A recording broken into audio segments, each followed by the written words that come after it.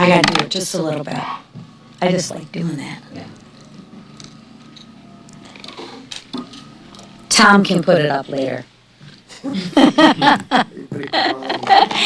Yeah, did you see how smooth that was? Yeah. Good morning, everybody. How you doing today?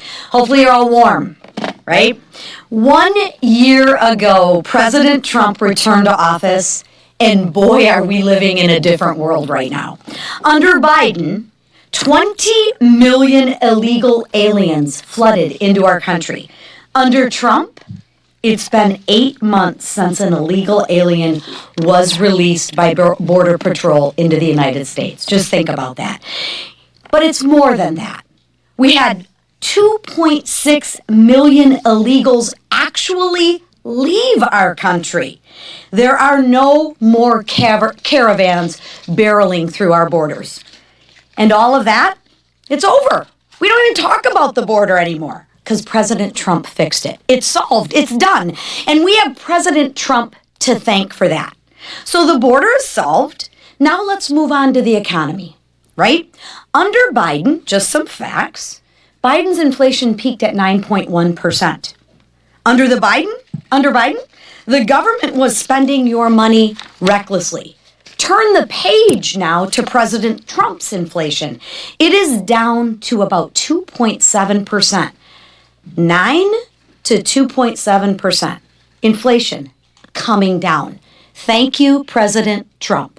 We're seeing the first overall prices decline since 2020.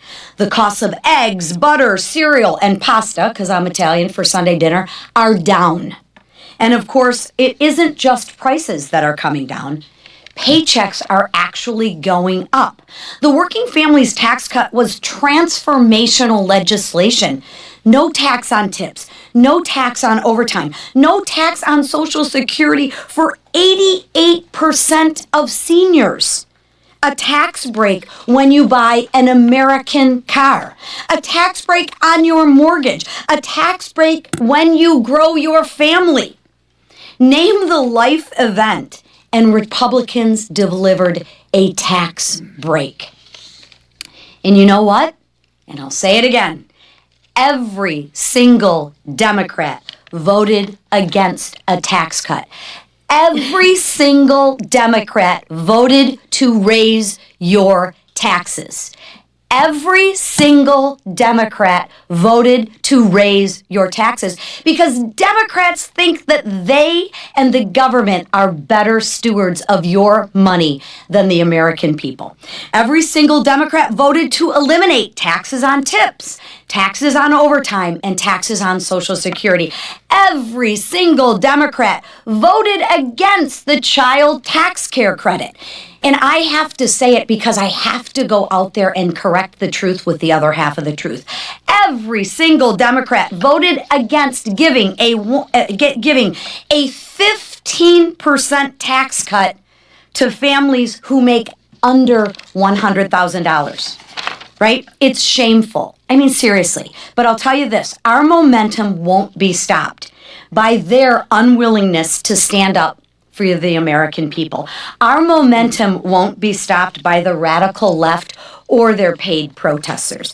Our momentum is just beginning. The golden age of America, folks, we are just getting started. And with that, I'm going to turn it over to our whip, Tom Emmer. You could have put this back up. No, I'm not doing that. That's smooth. Oh, look at that. Somebody WD-40'd it. Somebody Earled it. All right. Thanks, Lisa. You're going to hear a theme, I think, today. The golden age of America begins right now. That was President Trump's opening statement of his inaugural address just 1 year ago. And boy, was he right. As we stand here 366 days later, it's incredible to think back on the historic wins we have achieved in such a short amount of time. From passing the largest tax cut in American history, to securing the border, to rooting out the worst waste, fraud, and abuse that has plagued our government for way too long, to making America the crypto capital of the world. President Trump his all-star cabinet, and Republicans in Congress have worked in tandem to accomplish the impossible. Our wins haven't come without difficulties. There's no question we've had challenges. We've seen what great lengths the Democrats are willing to go to oppose our agenda at every turn. Look no further than last October, when the Democrats invoked the longest government shutdown in our history, inflicting the maximum amount of pain on the American people just to pick a fight with Donald Trump. Or look at blue state governors like failing Tim Walz, who would rather let criminal illegal aliens roam our communities than work with the Trump administration to enforce the rule of law and keep Minnesotans safe. But in spite of the Democrats' insanity, we continue to overcome the odds and deliver on our promises to the American people. This country is stronger, safer, and more prosperous thanks to President Trump's leadership. And as he said in his inaugural address 1 year ago, this is only the beginning. The golden age of America is here, and we're just getting started. With that, I turn it over to our leader. Well, thank you, Whip. Let me just here. There we go. Good to see all of you. After we celebrated 1 year of President Trump back in office, it is exciting to say America is coming back. And you can see the signs all around us. All of the indicators that for 4 years under Joe Biden, Democrats seem to want to quickly forget. Democrats never talked for a day while 4 years your gas prices soared. Democrats never said a word about it when for 4 years under Joe Biden, inflation skyrocketed. Democrats never said a word when 4 years under Joe Biden, you saw interest rates going through the roof where it finally prevented people from even buying a first-time home. How many families did you hear about that said, I want to move and buy another house, but I can't afford to leave my existing house because I can't afford the new high interest rates on the mortgage because of Joe Biden's rates?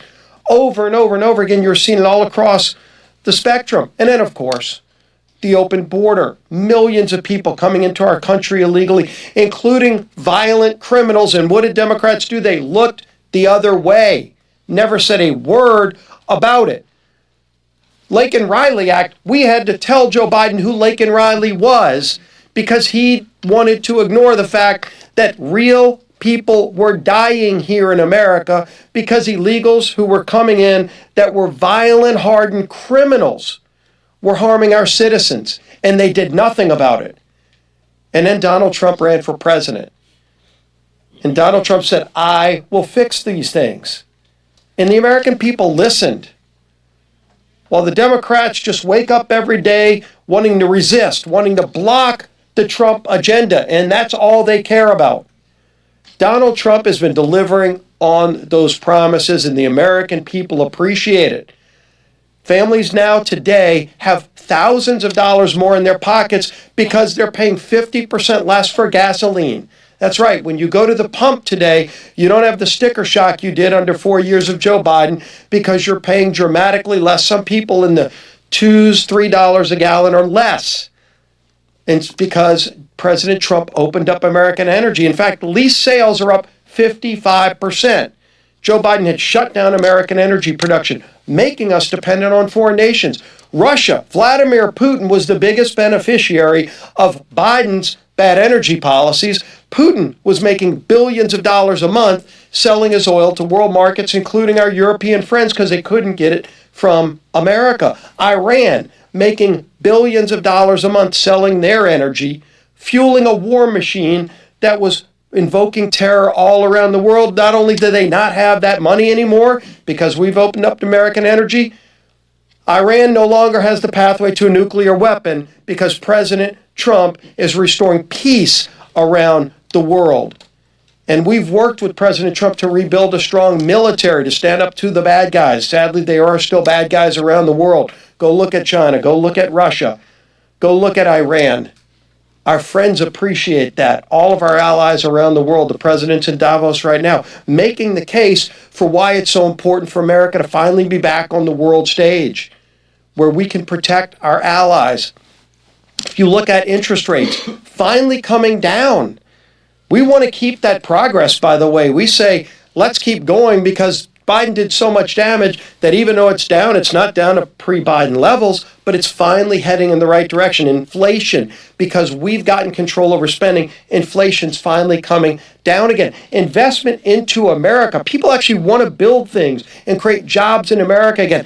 $18 trillion of investment has been announced in the last year of plants, big manufacturing facilities coming back to America. That's only the first year of President Trump working with a Republican Congress delivering for the American people. That's what it looks like. And this week's no different. We're bringing more bills to continue to get this country back on track. 4 more appropriations bills, which will mean all 12 of the bills that fund the government and set new priorities. And oh, by the way, lower spending. You used to wonder under Biden, how much more is government going to spend than they did the year before? This year will actually be spending less than the year before. So controlling spending while getting the country back on track. Billions in regulations that add to the cost that everything buys are finally eliminated, where red tape in Washington is being cut. We're moving a Congressional Review Act this week, Pete Stauber's bill, that finally allows us to develop the critical minerals that are here in the United States so we don't have to get them from China. So one after another, we're continuing to take steps to make America great again, to bring back that golden age that our whip was talking about. And leading that effort live from British Parliament, I guess you could say, because he just dazzled the British Parliament. First speaker, I think, ever to speak before our dear ally in Europe, Great Britain's Parliament, which is a real true honor, something that should also be written about. But our Speaker of the House, Mike Johnson. Thank you. Cheerio, Steve. Thank you for saying so. Thank you. Really great to see you all. Good morning. Yesterday was a neat event for us. We had the profound honor and privilege to be the first American Speaker of the House to address the British Parliament, and it was a good day there. My counterpart, Speaker Lindsay Hoyle there in the House of Commons, invited me back in the fall to come and do that, and the idea was that we would sort of launch in a historic manner our America 250 celebration in the cradle of democracy where it all began, and it was surreal in that regard. And I noted yesterday the special relationship that really does exist between our two nations and has. That relationship really grew and flourished and was forged in the great wars of the 20th century, and we have stood together because we have a common history and heritage, I reminded them, and one that gave rise to the greatest, most free, most successful, most powerful, most benevolent civilization that the world has ever known, and that is what Western civilization represents. And I talked with our friends there about the necessity of us standing together to defend the foundations of Western civilization, because the West is imperiled today, and those foundations are endangered because there are rising powers like China and Russia, and that is one of the things we have to keep in mind as we do all of our work. So that was a little history yesterday, but the real history is being made here this week. And what do I mean by that? Well, you've heard referenced that appropriations are on track, and for the third consecutive week now, House Republicans are going to advance another set, the final set of the FY26 appropriations bills. This week you'll see Defense, Homeland, Transportation, and Labor, HHS. These bills are going to fund the Trump agenda and Republican efforts to restore peace through strength, to defend our borders, and to deport criminal illegal aliens, to rebuild America's infrastructure, and to make America healthy again. All laudable goals and things that we promised and things we're delivering on. Now, this is our final batch of appropriations bills for the fiscal year. There were a lot of people, and I think many in this room, that argued that this could not be done, that a regular appropriations process is a thing of the past, and it's been a couple decades since this has happened. Critics said our margins were too slim to bring back, to rebuild that muscle memory that I committed to when I became Speaker, and they said we had too many bills left to pass and too many disagreements left to reconcile. But I'm happy to report that all of those prognostications were flat wrong, and we've gotten it done. And the most significant sign of progress in these halls in years, House Republicans are restoring regular order. And it's important to the people that we represent, because this is the only way to have good fiscal sanity and responsibility and stewardship over taxpayer dollars is to return to regular order. We're returning the appropriations process to a committee-led, member-driven approach, as it should be. We should not have the four corners, the top four leaders in the House and Senate in a back room, making pages and pages of decisions for the country. That's not the way it was supposed to work. And I've been doggedly determined to make sure that didn't happen, and this time it did not. Together, all 12 individual appropriations bills will provide full-year government funding without unrelated policy provisions. They will spend less than another continuing resolution, and it will continue to advance our America First agenda. Once we pass the final batch this week, Republicans will have finally replaced the last of any Biden-era spending levels with Trump-era spending levels. No more Biden and Pelosi negotiated budgets. We've turned that page, and we are not turning back. Now, let's talk about the other big thing that will be happening, and it's on the minds of everyone in the next week or so, as tax season begins. Will Rogers, the famous actor and writer from Oklahoma whose statue stands outside the House chamber where we all meet to do our interviews with you, he once observed this. He said, quote, "The only difference between death and taxes is that death doesn't get any worse every time Congress meets." Okay, for most of our history, his observation held true, which is why everybody kind of laughs at that. But it's not true anymore. Republicans have simplified the tax code. We have reduced the tax burden on families. We've advanced a policy agenda that puts working families first. And the proof is in the pudding, as we say. Next Monday, January 26th, tax season officially begins in America. And for many people, it's a dreaded time. It's a moment that they don't celebrate. But this year, there's going to be lots of happy surprises. Thanks to our Working Families Tax Cut, tens of millions of American families are going to see bigger paychecks. They're going to see bigger tax refunds. And let me give you a couple of numbers real quick. $4,000. That's the value of the average tax refund for Americans this year. $100 billion. That's the estimated total of 2025 tax refunds for families. $10,000.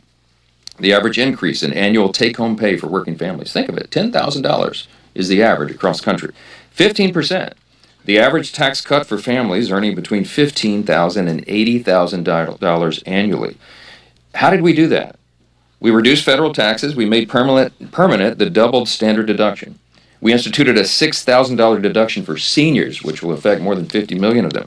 We included no tax on tips, no tax on overtime. We boosted the child tax credit. We made permanent the paid leave tax credit.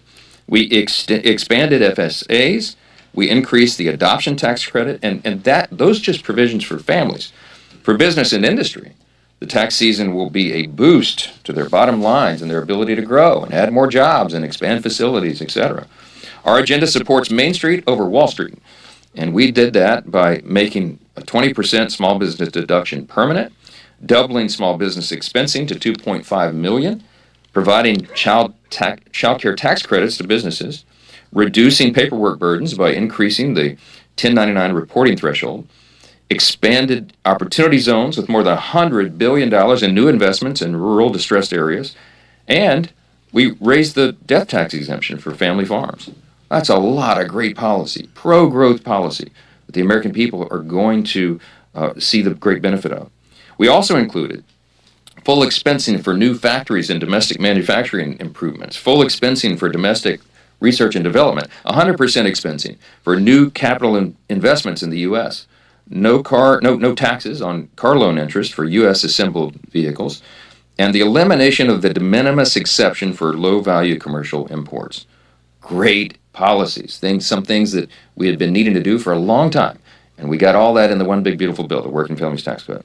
We wrote that legislation for small business owners, the job creators in this country, and we wrote it and geared it for lower and middle class families. You know how the Democrats always say, oh, the Republicans only favor the billionaires. It's a joke. Go look at the facts. And everybody's going to see that. This was written for lower and middle class hardworking families in America.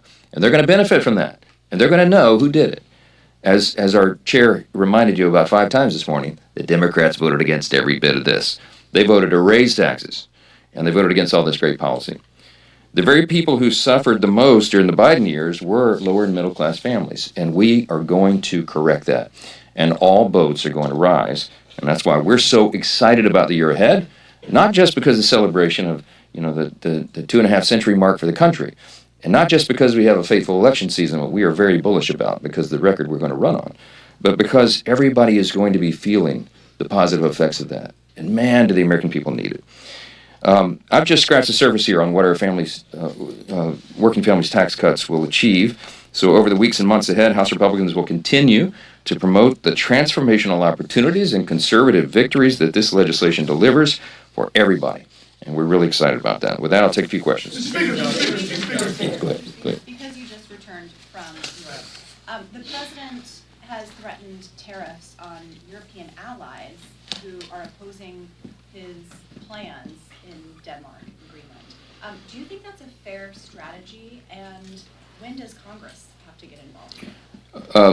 Let's talk about Greenland. I know the president, I think he may still be speaking there. I didn't see any of that because we were in Republican conference meeting during the timing of his speech. It was bad timing on my part. So I look forward to seeing it. My staff was handing me little notes about some of the things he was saying. I know that he has said that we will not have troops involved in Greenland, and as I had been saying for days, no one ever anticipated or expected that would be necessary.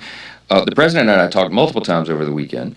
I know right where his head is on this, and I'm glad he's articulating that for all of our friends over there at Davos. It's clear he's focused on the strategic importance of Greenland, and no one can dispute that. And it's not as though he made this up. As we've noted, presidents have been talking about this for more than 100 years. The importance, the strategic placement of Greenland, just for geography, where it is. And if you look at the top of the map, as our friends in the UK call the High North, the Arctic region, it is a very strategic place for us to have a presence and military presence, to be more specific, because it would protect from aggressions from Russia and China, most specifically. The president is right to highlight that, and our NATO allies have to acknowledge those facts, and I think they do. So when I was across the pond over in London, I encouraged our friends to continue to work with President Trump so we can find common ground and chart a path forward that protects the needs of the people of Greenland and the needs of our collective security in the Arctic. All of us, not just Americans, but all of our allies around the world. Our two countries, England and the UK and the US, are no stranger to disagreements, and that applies to all of our allies in NATO, which is an important organization. And I'm confident that we'll work together to reach a solution that benefits both Europe and the U.S. We'll all have to see. The president will use every option on the table, and we'll see what develops. I don't. Wait a minute. I don't know that there's any specifics about that. So asking me about it is a futile exercise. Okay. Yes, ma'am. Yeah. You recognize the rampant threat of Russia and military aggression and the necessity of Greenland as a strategic point. Nevertheless, Donald Trump has nominated Vladimir Putin as a member of the Board of Peace for Gaza. Do you have any reaction to that? Well, I think there's a long list of people nominated for the Board of Peace, and I think some of the details are still being determined. And for $1 billion, you get a permanent seat. I saw over the weekend. I've not dug into the details of that. It's not within our purview. It's an administration project, but I think it's one that's greatly welcomed. We need a Board of Peace there. We because of American strength, we ended that conflict there, and we got the hostages released, all but one who's deceased so far. And the peace has to be continued. It's very fragile. It's a tinderbox there, as you know, that region. But because of President Trump's bold leadership, we were able to end that conflict, and everybody knows that. So we're gonna trust that insight in the administration to sort that out, to figure it out. We have very bright people over there working on it. Our envoys, Witkoff and the rest of the team. The president's son-in-law himself is there. I mean, you have a great group of people, and Marco Rubio is our Secretary of State. We have tremendous confidence in. We will figure this out, but I'm not the one to answer the details on that. We'll have to find out. Yes, ma'am. Yes, ma'am. Yes, ma'am. Yes, ma'am. Yes, go ahead. Yes, right behind Manu. So. All right, fine. Yes, go ahead. Republicans in the Senate have been increasing pressure on you to bring articles of impeachment against two judges, one in D.C., one in Maryland. What is your response to that? I'm for it. I mean, I think Judge Boasberg is one who's been mentioned, and these are some egregious abuses. I mean, as you know, my background's constitutional law. I used to lead the Constitution Subcommittee in the House Judiciary Committee. Impeachment, as we have discussed altogether many, many times, is an extreme measure, but extreme times call for extreme measures. And I think some of these judges have gotten so far outside the bounds of where they're supposed to operate, it would not be, in my view, a bad thing for Congress to lay down the law, so to speak, and to to make an example of some of these egregious abuses. So we'll see where it goes. We'll have to see. Yeah. I told Manu who'd be next. You have an opportunity to try to block any vote challenging Trump's tariffs. These authorities expiring at the end of the month. Will you insert in a rule a provision blocking any effort to challenge Trump's tariffs? We're determining all of that. What I would say is that I have no intention of getting in the way of President Trump and his administration and how they've been using this very effectively. I mean, you're talking about, I think it's $10 trillion or more. I don't know the exact total, but trillions of dollars have been brought into the U.S. in 1 year's time since President Trump took over. The U.S. economy is growing. Gas prices that are at 5-year low. The inflation rate is coming down. You've heard all this articulated here today. We will be touting those wins over the coming days, and part of this is because of the president's strategy. It is working, and no one can dispute that. And he has used the tariff power that he has under Article 2 very effectively.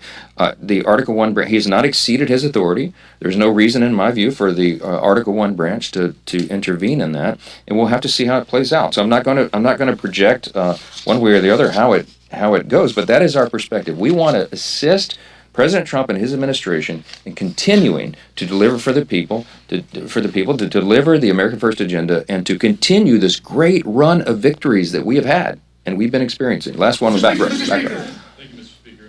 What do you make of the growing number of Democrats who say they're going to oppose the DHS funding bill, and do you foresee any issues getting that bill passed? It's very unfortunate. I think we will get it passed. I saw a statement by a number of the Democrat leaders on the Appropriations Committee who said that this needs to happen. They said ICE is a separate issue. Hey, Democrats, if you have a problem with ICE, which many of them do, of course, irrationally, you should not take down the appropriations bill because there's all these other areas of Homeland Security that are essential. Bill, you spent a lot of time down on the border. You saw the abuses of the last 4 years.